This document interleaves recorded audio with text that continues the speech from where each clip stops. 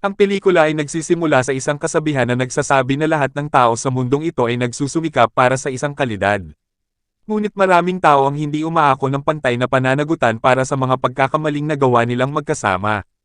Timonoy ay isang sikat na lalaki sa paaralan at nasa linya para maging susunod na presidente ng paaralan. Siya ay kilala rin bilang isang playboy na tila nakuha na ang kalahati ng mga babae sa paaralan. Karamihan sa mga babae ay napilitang magpalaglag dahil sa kahihiyan. Gaya ng dati ay ipinakilala si Nano sa silid-aralan bilang bagong estudyante. Timonoy ay kaklase ni Nano, na nagka-interest sa kanya at handang akitin siya. Isa sa kanyang kaklase na si Lukmi ay nagpayo kay Nano na huwag magkakagusto sa kanya dahil sasamantalahin siya nito. Sa kabila ng babala sa kanya ay nakaramdam siya ng hamon at sinabing ayos lang basta hindi siya mabuntis. Ilang saglit pa ay nagkakalapit na sina Manoy at Nano habang sila ay sabay na nanananghalian. Dahil doon napipilitin ang best friend niyang si Jing na maupo sa ibang estudyante. Tinabi ni Lukmi na ang kanilang relasyon ay hindi magtatagal, si Nano ay itatapon sa sandaling maubad ang kanyang palda. Para panindigan ang kanyang sinabi pinagpostahan nila kung gaano katagal na makukuha ni Manoy si Nano. Ipinakalat ni Jing ang ideya sa pagtaya at nagsimulang kolektahin ang pera mula sa ibang mga mag-aaral sa paaralan. Ang relasyon ni Manoy at Nano ay nagiging mas maayos at nagpapakita ng lahat ng mga palatandaan ng isang mag-asawa na baliw sa pag-iibigan. Nagsimula na ang mga pagtaya, nakilala ni Nano si Patch, isang buntis na babae na biktima ni Manoy. Tinabi ni Patch kay Nano na ang mga estudyante ay tumataya sa kanya na nagsasabing ayaw niyang si Nano ang susunod na biktima. Ngunit sinabi ni Nano kay Patch na huwag isipin ang kanyang sarili bilang isang biktima, sa madaling salita ang magjowa ay nagsimulang maglandi sa isa't isa sa locker room. Hinahamon ni Nano si Manoy na ilarawan ang eksaktong oras na magkasama sila at nasagot niya ito ng tamang sagot. Ito ay 3 araw 3 oras at 31 minuto, sa unang pagkakataon tumanggi siya na halikan ni Manoy, ngunit nang sinabi niyang gagawin niya ang lahat para sa kanya at ang pag-ibig ay walang limitasyon. Nagsimula si Nano na mag-countdown mula sa 10 at sa wakas ay nakagawa na sila. Kinabukasan ay ibinahagi ni Manoy kay Jing ang kanyang karanasan kay Nano, sinasabing ito ang kanyang pinakamahusay na record na 3 araw 3 oras at 33 minuto. Natapos na rin sa wakas ang tayaan at oras na para ibunyag ang nanalo, lumabas na ang pinakatamang tagal ay nahulaan ni Nano.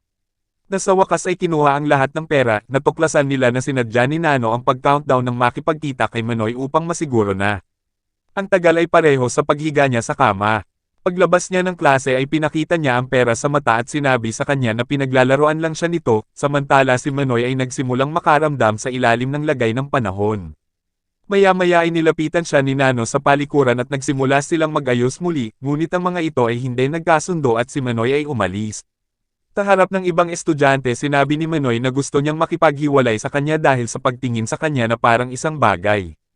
Biglang nagsimulang tumawa si Nano na parang baliw.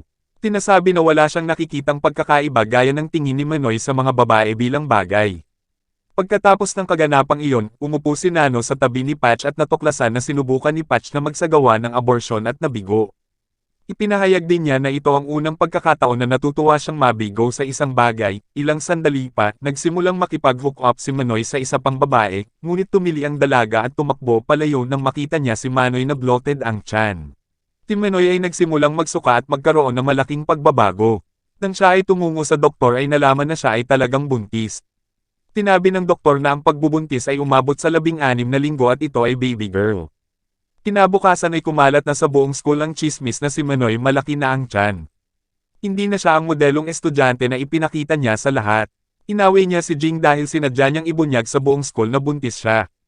Tinano na nagre-record sa buong laban ay pinakalat ang video sa lahat ng mga mag-aaral sa paaralan. Sa wakas ay natikman ni Manoy ang kanyang sariling karma at nagsimulang magsisi sa lahat ng kanyang nagawa. Si Manoy ay nawala ang lahat ng kanyang katayuan sa lipunan at mga pagkakataon sa hinaharap, hindi na siya ang modelong estudyante na sikat sa school.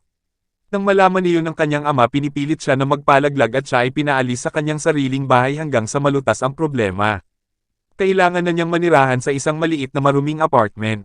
Ginagawa niya ang kanyang makakaya upang lunoko ng abortion pill ngunit kalaunan ay nasumpungan niya ang kanyang sarili na nagsusuka. Ang suka na iyon ay agad na naging dugo habang siya ay umiiyak sa banyo sa sobrang sakit. Kumuha ng kutsilyo si Manoy at handa nang saksakin ang sarili sa tiyan. Buti na lang at napahinto siya ng isang katok sa pinto, isang misteryosong babae ang naghulog ng sulat at matapos basahin iyon ay napagtanto niya na si Nano pala ang nakabuntis sa kanya. Kinabukasan ay hinarap niya si Nano sa paaralan sa kanyang bagong hitsura upang malaman kung ano ang ginawa sa kanya ni Nano. Hindi siya pinansin ni Nano na sinabi sa kanya na medyo masaya lang. Lumapit si Manoy kay Patch at humingi ng tawad sa nangyari sa pagitan nila noong nakaraan. Pinatawad niya ito at sinabing okay lang siya dahil payapa na siya sa kanyang desisyon. Isang yakap sa isa't isa at bumabati si Patch ng good luck sa kalumayo. Pagkalipas ng ilang buwan ipinanganak niya ang kanyang anak na babae at binayaran niya talaga ang doktor para maalis ang sanggol. Ngunit sa halip ay sinabi ng doktor na siya mismo ang gumawa nito. Naging solong ama si Manoy, noong una ay tinangka niyang saktan ang sanggol ngunit naawa din siya. Ang sanggol ay nakabalot sa kumot ay sa wakas ay tinanggap niya ang sanggol at sinimulan ang pagpapasuso sa kanya.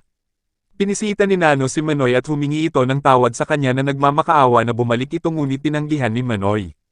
Dinalhan siya nito ng regalo at agad na isinara ang pinto sa kanyang mukha saka umalis.